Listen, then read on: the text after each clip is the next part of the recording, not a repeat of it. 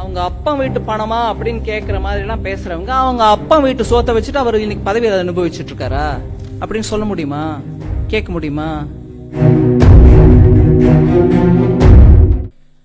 அத நீங்க உங்க ஸ்டேட்ல வேணா பினான்ஸ் கமிஷனும் அதுக்கு ரெக்கமெண்டேஷன் கொடுத்திருக்குன்றதுனால அனௌன்ஸ் பண்ணிக்கிட்டு உங்ககிட்ட இருக்கிற அந்த ஃபண்ட் இருக்கு பாருங்க, ஸ்டேட் டிசாஸ்டர் ரிலீஃப் ஃபண்ட், அதுல இருந்து 10% வரைக்கும் எடுத்து இதுக்கோசம் உபயோகிக்கலாம் அப்படிங்கிற கைட்லைன்ஸும் கொடுத்திருக்காங்க.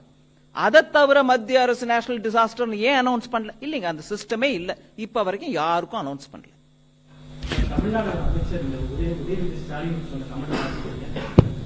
என்ன கமெண்ட்டுங்க?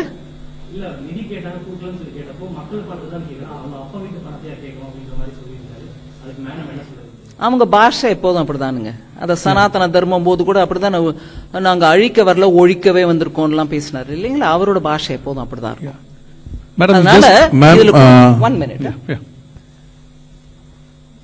அவங்க அப்பா வீட்டு பணமா அப்படின்னு கேட்கிற மாதிரி எல்லாம் பேசுறவங்க அவங்க அப்பா வீட்டு சோத்தை வச்சுட்டு அவர் இன்னைக்கு பதவியை அனுபவிச்சுட்டு இருக்காரா அப்படின்னு சொல்ல முடியுமா? கேட்க முடியுமா? மக்களால தேர்ந்தெடுக்கப்பட்டு வந்திருக்காரு, அவர் கொடுக்க வேண்டிய அந்த மரியாதை நம்ம கொடுக்க தானே கொடுக்கிறோம். இந்த அப்பா வீடு உன் ஆத்தாவா இந்த பேச்செல்லாம் அரசியல் நல்லது இல்லைங்க. அவர் அரசியல் இன்னும் முன்னுக்கு வரணும்னு ஆசைப்படுறாரு இல்லைங்களா? அந்த குடும்பமும் ஆசைப்படுது இல்லைங்களா? பேசுற பாஷை மொழி, அவங்க தாத்தா எப்பேற்பட்ட தமிழ் அறிஞர், Tamil. Excuse me, who's in a hurry, yaar? Please, just hold on. Let me finish. He is also your colleague. I'm answering him. அதனால நம்ம நாக்குல கொஞ்சம் அந்த பதவிக்கு ஏத்த அளவுக்கு வார்த்தைகள் அளந்து வரணும். இது நான் பொதுப்படையா சொல்றேன், அவர் மேல காழ்ப்பு உணர்வோ ஏதோ வச்சுக்கிட்டு சொல்லல.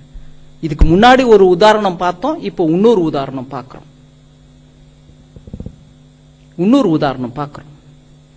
மக்கள் அங்க மழையில அவஸ்தைப்பட்டு இருக்கும்போது அனுப்பி கொடுத்தது சென்ட்ரல் கவர்மெண்ட் டிசாஸ்டர் ரிலீஃப். அட்வான்ஸா பணத்தை 12ஆம் தேதி டிசம்பருக்குள்ள 900 ரூபாய் கொடுத்து 900 கோடி கொடுத்திருக்கோம். அது ஏன் அப்பா சொத்துனோ உங்க அப்பா சொத்துனோ நான் சொல்ல மாட்டேன், எப்பொழுதும் சொல்ல மாட்டேன். நம்ம பொறுப்புள்ள பதவியில் இருக்கிறவங்க அந்த பொறுப்பை உணர்ந்து பேசணும்.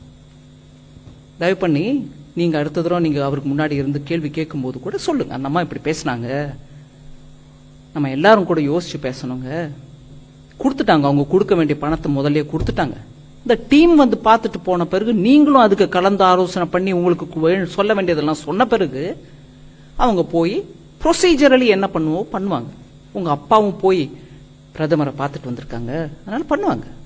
அதனால கொஞ்சம் பொறுமையா, வாயும் வார்த்தையும் பொறுமையும் நல்ல குணங்கள்.